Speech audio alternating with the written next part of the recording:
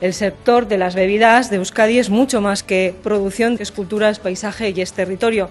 Y nuestros vinos, chacolís, sidras, cervezas y destilados son hoy un pilar estratégico, desde luego, en la economía vasca, con un peso muy relevante también dentro de lo que es el sector agroalimentario. Hablamos que de 2.400 empresas o industrias activas en el sector agroalimentario, más de 500 empresas son de bebidas y una proyección, desde luego, creciente y cada vez mayor en el mercado internacional. Por todo ello, debemos, desde luego, seguir apoyando, seguir reforzando, defendiendo ámbitos claves también como la economía del vino de Rioja Alavesa, el desarrollo del chacolí, la sidra Euskal Sagardoa y el conjunto de nuestras bebidas de alta calidad.